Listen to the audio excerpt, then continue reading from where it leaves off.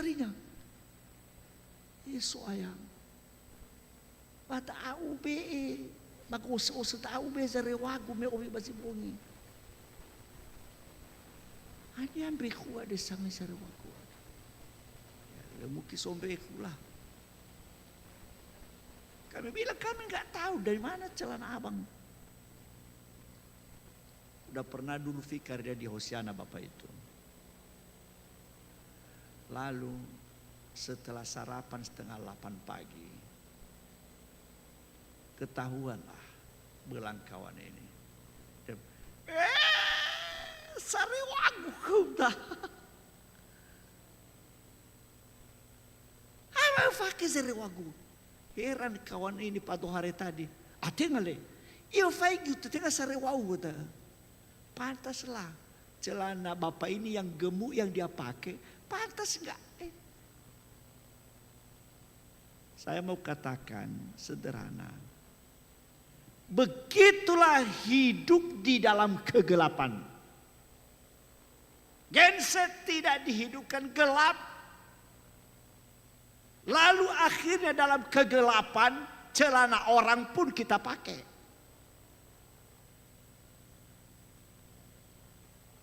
Dalam kehidupan ini seperti itu juga. Mengapa kita melakukan kesalahan? Pelanggaran. Mengapa? Sederhana saja. Anda masih hidup dalam kegelapan. Tak mungkinlah bisa kita melihat kecuali yang saya lihat ya binatang. Hamau. Mau kara. Masih bongi mau fana-fana mana ya. Tapi saya mau kata kalau kita, saya dan Bapak Ibu adalah manusia. Dalam kegelapan tak mungkin kita bisa melihat apapun. Tidak bisa kita membedakan mana yang baik dan benar. Tidak bisa. Itu hidup dalam kegelapan. Mengapa banyak orang berbuat dosa? Mengapa banyak orang berzina? Dia kawin sama istri yang orang lain. Itu karena dia tidak hidup di dalam terang. Kegelapan sudah menguasainya. Sehingga apapun yang diperbuatnya, dia tidak bisa membedakan apakah ini benar atau salah. Dan itu yang dikatakan, jika kita hidup dalam terang sama seperti dia ada dalam terang, maka kita beroleh persekutuan seorang dengan yang lain. Jadi persekutuan kita dengan Bapa di sorga, persekutuan kita dengan Yesus yang adalah terang dunia itu, membuat kita satu dengan yang lain mengalami persekutuan. Karena kita sama-sama dibasuh dengan darah yang sama, darah Tuhan Yesus. Ibu bapak saudara-saudara yang dikasih oleh Tuhan. Ketika kita sudah sama-sama hidup dalam persekutuan dengan Tuhan, maka tidak ada rasa ego lagi. Semua kita saling memperhatikan satu dengan yang lain. Ini buktinya. Itu yang kata-kata persekutuan di bahasa Jawa kuno. Persekutuan itu dari kata sekutu. Ini Jawa kuno ya, sekutu. Se itu satu. Kutu ya kutu. Kalau begitu sekutu artinya apa? Satu kutu. Dan ini pengalaman mama-mama dulu menjaga ayam supaya jangan makan padi yang lagi dijemur. Mereka duduk di teras sambil mencari kutu. Fadalima ira nola faulibano ira dannya ke belakang.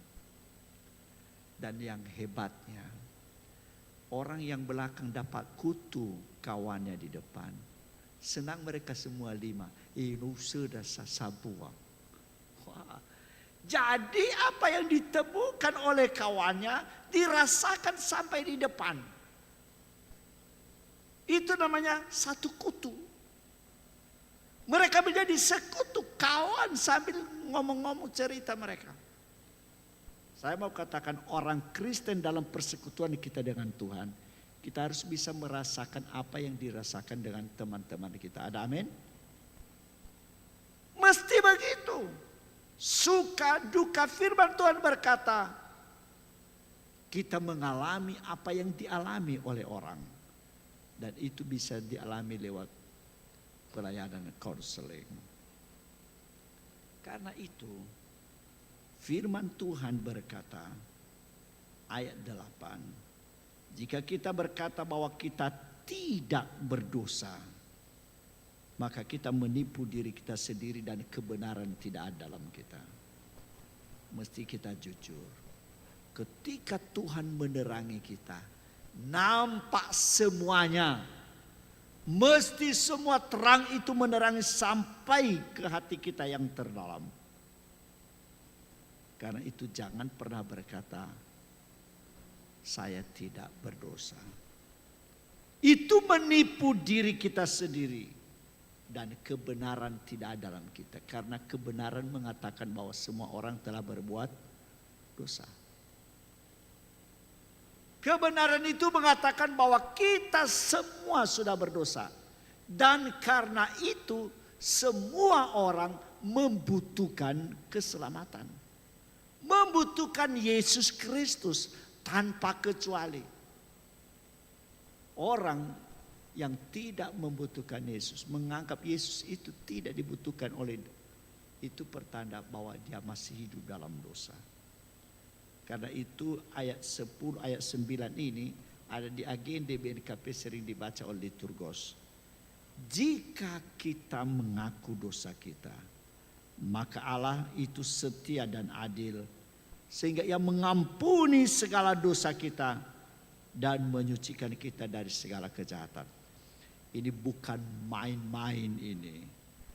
Kalau engkau mengaku dengan jujur engkau berdosa di hadapan Allah, maka Allah itu mengampuni segala dosa. Kata-kata mengampuni segala dosa. Tidak ada satupun dosa yang dibiarkan. Ketika darah Kristus di kayu salib yang menyelesaikan semua itu. Dan tidak ada hanya mengampuni atau mendamaikan, tapi menyucikan. Menyucikan, membersihkan. Sehingga layak dipakai lagi. Membersihkan kita dari segala kejahatan. Jika kita berkata bahwa kita tidak berbuat dosa, berarti kita sendiri membuat Yesus itu menjadi pendusta dan firman kebenaran ini tidak tinggal di dalam kita. Saya teringat satu nats firman Tuhan dari Amsal 28. Amsal 28 ayat 13 berkata begini. Siapa yang menyembunyikan pelanggarannya tidak akan beruntung. Tetapi siapa yang mengakuinya, mengakui pelanggaran dan meninggalkannya, tidak melakukan lagi, itu yang disayang Tuhan. Bahasa Nias lebih bagus sekali. Haniha zamini ehorenia basile fozu. Abau saya itu ni hanalau lefozu ada. Dan memang lefozu faamate lua-lua. Haniha zamini ehorenia basile fozu. Basa ngombaka horenya basa mehoi bafaluka bakete. Ada dua. Sangombaka horenya basa mehoi. Mengakui dosa jangan lagi ulangi dan meninggalkan. Tinggalkan di situ dan itulah pertobatan. Definisi pertobatan. Tinggalkan dan tidak pernah kembali ke dosa itu lagi. Itu baru pertobatan. Orang yang sungguh-sungguh bertobat, yang mau datang kepada Tuhan, itulah yang mendapat kehidupan. Luar biasa kasih Tuhan membuka ayat 1 lagi bagi setiap orang. Yohanes berkata, anak-anakku, hal-hal ini kutuliskan kepada kamu supaya kamu jangan berbuat dosa. Jangan kamu berbuat dosa. Koma. Namun jika seorang berbuat dosa, karena bisa kita saja jatuh dalam dosa, tapi tidak hidup di dalam dosa. Ini berbeda. Yang pertamanya itu hidup dalam dosa. Tapi yang kedua kalimat jika seorang berbuat dosa, artinya dia jatuh tanpa sengaja. Ia melakukan pelanggaran. Lalu firman Tuhan berkata, kita mempunyai seorang pengantara, imam agung, yaitu Yesus Kristus yang adil. Ketika kita datang kepada Yesus, Ia akan mengampuni segala dosa kita. Itulah sebabnya Yesus adalah obat yang ampuh untuk mengatasi segala macam dosa. Ia adalah pendamaian untuk segala dosa kita. Kalimat ini, ia adalah pendamaian untuk segala dosa kita. Dosa apapun itu. Dalam pikiran kita, dalam mulut lidah kita, dalam hati kita, dalam seluruh hidup kita. Itu damaikan dan disucikan oleh Yesus Kristus Tuhan kita. Karena itu perhatikanlah supaya terang yang ada padamu jangan menjadi kegelapan. Ini pengajaran Tuhan Yesus di Injil Lukas yang dibaca liturgos tadi atau worship leadership. Sudah dibaca kepada kita. Perhatikanlah kalau engkau sudah hidup dalam terang itu, jangan sampai terang yang ada padamu itu menjadi kegelapan. Ini tetap dibersihkan. Ya. Ada beberapa lampu di rumah dulu. Kenapa begini? Ini belum terbakar lampunya, masih bagus. Ternyata sudah banyak sekali abu, laba-laba. Di situ sudah ada. Sehingga menjadi kegelapan. Sekali lagi kita terus dari sehari ke sehari dibaharui oleh Tuhan. Supaya terang yang ada sama kita itu tidak berubah menjadi kegelapan. Mari firman Tuhan hari ini mengingatkan kita. Yesus adalah terang. Mari kita punya persekutuan dengan Tuhan. Jangan hidup dalam kegelapan. Setiap dosa kita harus kita akui di hadapan Tuhan.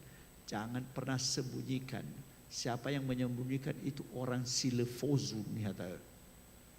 Harus kita mengakui setiap dosa kita. Dan berjanji berhenti tidak mengulangi dosa itu lagi. Tuhan memberkati kita. Ayat hafalan kita Lukas 11 ayat 35 tadi. Karena itu perhatikanlah supaya terang yang ada padamu jangan menjadi kegelapan. Karena itu perhatikanlah supaya terang yang ada padamu bersama-sama. Karena itu perhatikanlah supaya terang yang ada padamu jangan menjadi kegelapan. Jangan menjadi kegelapan. Kita berdoa. Terima kasih Tuhan buat kebenaran firman Tuhan yang boleh menyapa kami di pagi ini. Tuhan, Engkau sudah bangkit dari antara orang mati. Engkau adalah terang dunia yang menerangi sampai ke lubuk hati kami yang terdalam. Apapun Tuhan tidak ada yang tersembunyi bagimu. Terima kasih Engkau jaminan bagi kami. Bahwa Engkau mengampuni segala dosa kami dan menyucikan kami dari segala kejahatan. Terima kasih buat kebenaran firman-Mu. Dalam nama Tuhan Yesus kami sudah berdoa. Amin. Dengan sayap melakukan terbang tinggi,